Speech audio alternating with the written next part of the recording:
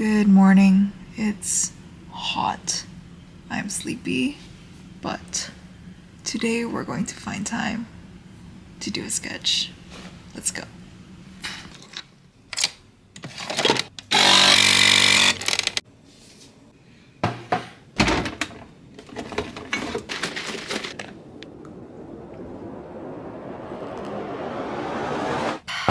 Let's go.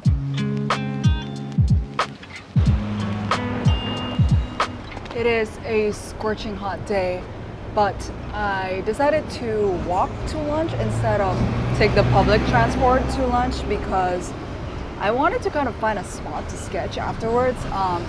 And this is my way of kind of like hacking not having to sketch in the hottest time of the day is I go grab lunch, which I'm gonna go with my friends. I'm gonna take you along with me. And then I'm just gonna figure out where to sketch like afterwards when the sun is slightly off kilter towards the side and not like directly on top of me. If you can see the shadows right now here, they're like all vertical. So this is a no bueno situation for sketching outside. And yeah, let's go before I melt off even further.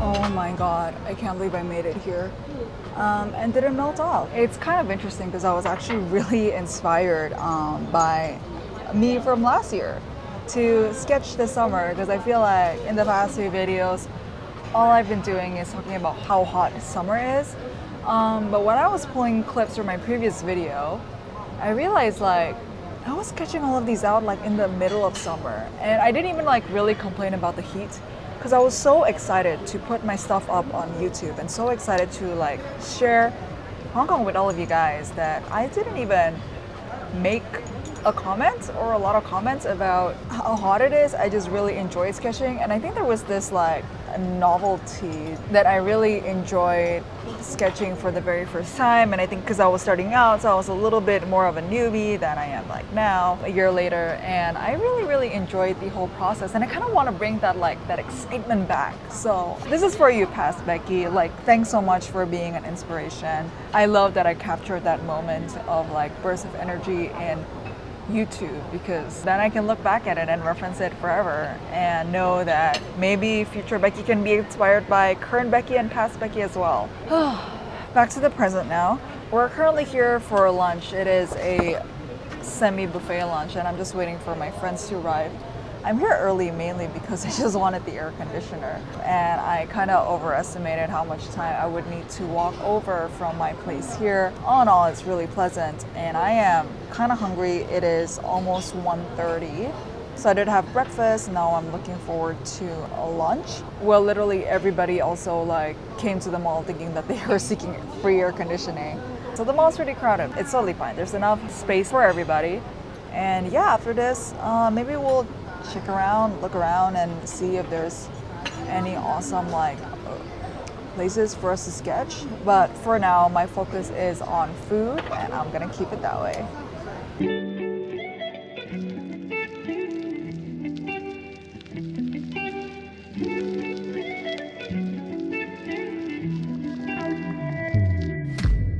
It is now like a really bright 3:42. Gosh, didn't know we were at lunch for that long, but I guess that's what happens when you have a really good practice, right?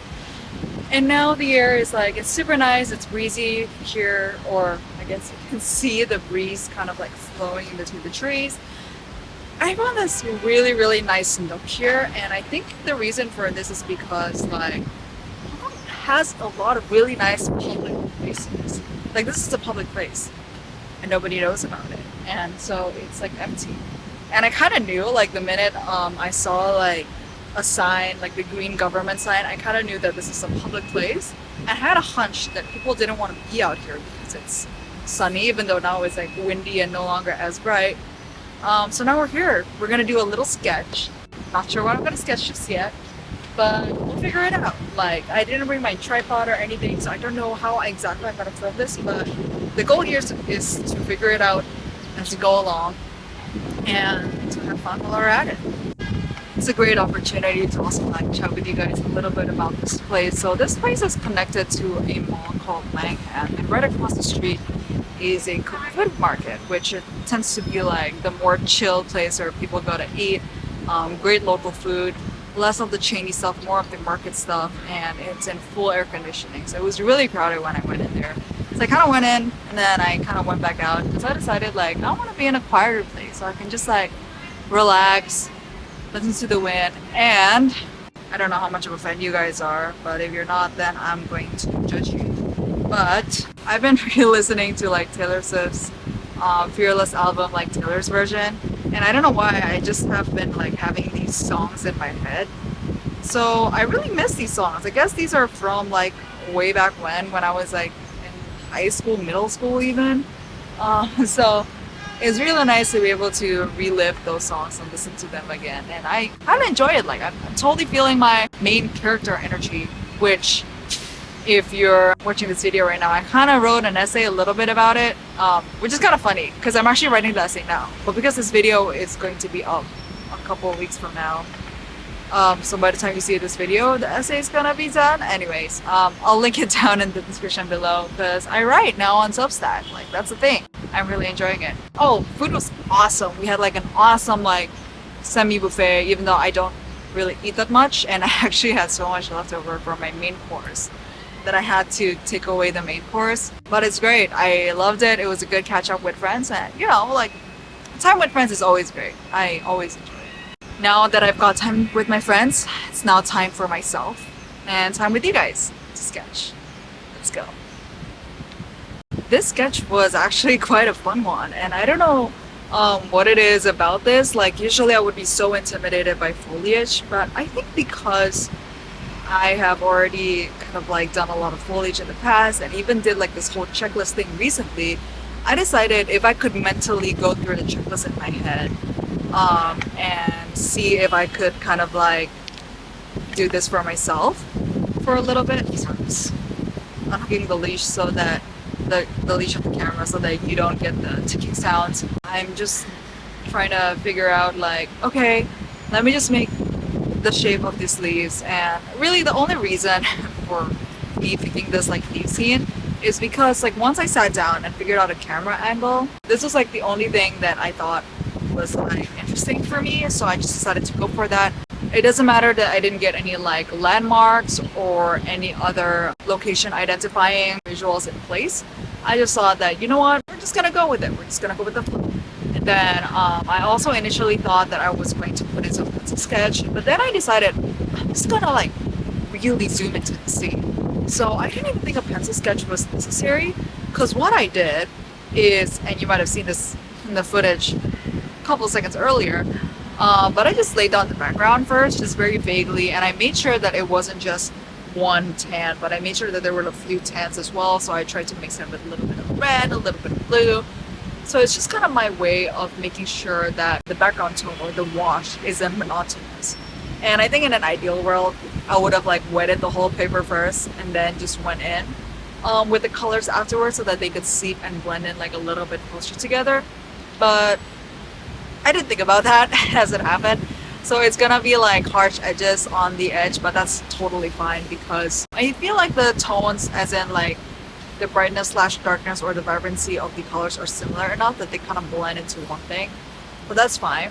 And then the next thing I did was, because the leaves were so bright green in color, this is already a little bit dark now because it's after the sketch, I put in yellow first. So I put in like the brightest yellow first, and then I decided I would like slowly go in from kind of like the middle of the painting all the way down to the bottom right, because the bottom right is the darkest part, because that's where all the shadows of the leaves are, that's where all the stems are, like the little tiny trunks of this little tiny plants, that's where they are. So I thought that that was going to be the darkest part, so I was just gonna slowly build down. And then I realized as I was like building out the shapes, because I was starting with like yellow, and then I threw in a little bit of a darker green, darker green, darker green, darker green, and that's how I kept going. And then I realized like, actually, it's not dark enough. So even though I already filled in the details and the trunks, I decided to go over it like with, I just made like a really dark green blue wash, and I just washed all over the details. And I'm careful to do it just like one quick sweep of everything because I didn't want any of my details to be lost. I mean, I knew that some details were going to be lost anyway. Like, it is watercolor, they reactivate with water, but I didn't want all of it to be lost. I wanted there to be a little bit of something showing, so I did a wash. And then, because it's so sunny, it dried really quickly, and then I started to do sort of the details with everything else. And then after the wash dried, I realized after a few moments, because I just kept, doing like pieces of the branches. I think with watercolor, like my main challenge is not being dark enough because I'm always so scared that once you go dark, you can't go back light. Like it's on like gouache. Because I realized like I wasn't gonna be able to go back light again. So I was just layering and layering and layering. And then I saw the bottom when I was putting like my highlights in. It wasn't standing out. Like the dark wasn't dark enough. At this point in the painting, I didn't know if I'm getting my values right, as in I didn't know if I'm getting enough contrast, like the light and dark. So I pulled up, and this is like a trick that I do all the time, is I use Instagram, because Instagram has this thing where you can, like in the stories function, you can immediately set a photo to black and white. So that's kind of what I did. Like I immediately pulled up my Instagram, I took a photo of like the actual scene, I set it to black and white, and then I could see that, oh, actually there's not much value difference between the foreground and like the foreground leaves and like the background. So I took a picture of my sketch and I realized there's not a value difference either between the foreground leaves and the background. But I can see that in the bottom right corner, there wasn't enough contrast because that bit needs to be like dark, dark. And that's when I knew I need another wash. So I grabbed another mixture of like blue wash and then I did it once again. And this time I added a little bit of black as well, just to like punch in the darkness a little bit more. And once I did that, I think I was quite happy with how it went because when I started to outline these stems again, it was not as visible as like the first time around. So I got to do that, and then my favorite part now, and I think this might be my favorite way to do it, is I used gouache. So that's why when you see like the little sketches, it's kind of like really bright, and it's because I was just using the white and I was just really digging into the watercolor palette. Let me just show you the watercolor palette right now. I think you can kind of see that if you look at like the top right corner, like here for example, and then here and then here, like you could see that's where I like dug in, and this is like white wash, and that's where I used the white wash to like really dig in to like everything else. And I'm kind of liking this way of using gouache and watercolor together, and I think this might be the way I'm going to do this like moving forward. I think it's like really tricky because you want to use both gouache and watercolor interchangeably, and I know there are people who can successfully use like dry gouache, and I think I've decided that for me, wet gouache, like to paint outside, I think it's not for me. It's too much. I don't know, or maybe I just haven't mastered it yet, and that's why I haven't felt like this is the way to go. I mean, ideally, in an ideal world, I would be able to do all of it, but I think for where I am right now, I shouldn't be splitting my time between like watercolor, gouache, watercolor, and gouache. Like it's just so much for like my little tiny brain to handle. I should just focus on one thing, and I think the thing I'm going to focus on is how to use this palette. Also because I'm traveling again in a couple of weeks. Revenge Kobe travel is like really, guys. And I'm pretty sure I'm just gonna bring this because I'm not gonna bring like wet gouache on like a multi-continental trip. I'm literally going to Spain and Canada and then back to Hong Kong. So it's like crossing 3 continents. That's a lot of continents, y'all. So I just want to be as compact as possible, and I think this will allow me to be as compact as possible. This is a complete tangent. I think by now you would have seen the painting is finished, and I'm quite happy with it. I think my next step maybe for this is to figure out how to emulate the shapes of the leaves to be what is on the paper, because right now I'm just doing like little tiny crescent shapes, but I'm really happy with where it is. And I think this is like one of my favorite sketches. If you zoom in really closely, you can see where the like washes lines are, and it's like right here. I think they're like great as is. I would love to keep this going. I think I spent a total of like 20 minutes on this sketch, and I'm really satisfied with how this turns out, because although it doesn't really capture like anything, I think there's like a feeling of it that just really, okay, now I'm just hyping up my own sketch, right? But I think there's just a feeling of like tranquility or like looseness that just transcends this paper. And I think when I see this, I will remember that this is how loose and free I felt this day. I think harkening back to what I was talking about earlier, I want to thank past Becky for like convincing me to sketch outside again in the heat, because turns out now that I'm out here, sure you can see it, so it's 32 degrees Celsius, so it's like really freaking hot, but I feel great. Like, I mean, first of all, I'm in the shade, so like thankfully, because I have spent enough time kind of like plein airing outdoors, a year now, I guess, a year and a half since I started this YouTube channel. I think I just kind of know where to find the shade and stuff. Like, I don't think about those anymore, so it's just kind of automatic. Like, I find places that are optimum for me. And then also because I developed the habit of, you know, just sketch what's in front of you. Like, don't even think about anything else, because, you know, you're pretty good to go. So thank you to past Becky, and also thank you to you guys for sitting through to the very end.